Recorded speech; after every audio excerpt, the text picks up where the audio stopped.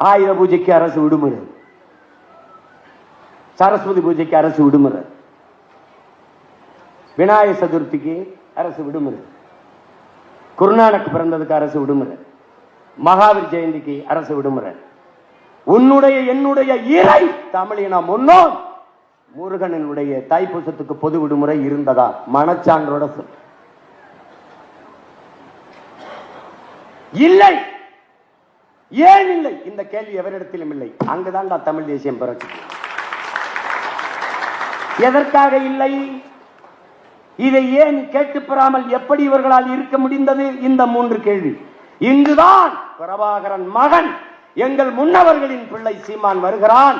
அன்றைக்கு ஆட்சி அதிகாரத்தில் இருந்த ஐயா எடப்பாடி பழனிசாமி இடத்திலே போய், ஐயா தமிழ் இந்த பாருங்க தைப்பூசத்திற்கு நம் மூதாதை முருக பெருமகனுக்கு பொது விடுமுறை வேணும்னு அவர் கேட்ட ஒரு கேள்வி, தம்பி உண்மையிலேயே தைப்பூசத்துக்கு பொது விடுமுறை இல்லையா தம்பி? உண்மையிலே இல்லைங்கய்யா. அப்புறமா அவர் குறிச்சுக்கிட்டாரு, நம்ம விட்டுருவோம், நான் முருக பக்தன், என் தோட்டத்திலே முருகன் கோயில் கும்பிடுறேன், என் பேரே பழனிசாமி தானே, நம்ம விட்டுருவோம் என்று இத்தனை ஆண்டுகள் ஆட்சி செய்த இந்தியம் திராவிடம் தமிழ் இறையோனுக்கு ஒரு விடுமுறை பெற்று தர முடியவில்லை.